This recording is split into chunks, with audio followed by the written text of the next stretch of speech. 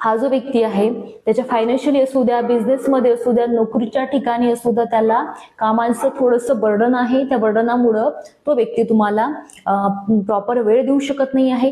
त्या व्यक्तीला स्वतःसाठी वेळ नाही आहे, पण तो त्याची पर्सनल जे पेस आहे ते बाजूला ठेवून तुम्हाला वेळ देत आहे.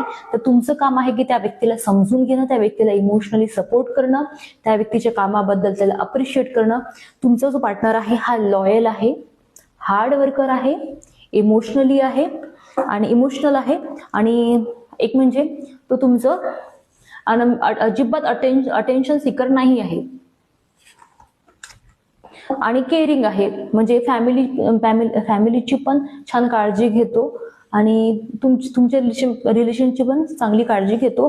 फक्त बघायचं झालं तर थोडंसं त्या व्यक्तीला कामामुळे असू द्या किंवा काही असं टेन्शन असेल किंवा असं काहीतरी जबाबदाऱ्या आहे ज्यामुळे तो तुमच्या रिलेशनला प्रॉपर वेळ देऊ शकत नाहीये. त्याचा अर्थ अजिबात नाही आहे की तो व्यक्ती कमिटमेंट नाही आहे, तुमच्यावर प्रेम करत नाही किंवा तुम्हाला टाइम देत नाही. जबाबदाऱ्यामुळे तो व्यक्ती थोडासा डिप्रेस झालेला आहे. सेकंड जी रिडिंग आहे हे ब्ल्यू पेन, ज्याने ब्ल्यू पेन सिलेक्ट केलाय त्यांची रिडिंग. सेम मेथड ही जी रिडिंग असते ही जेंडर बेस्ड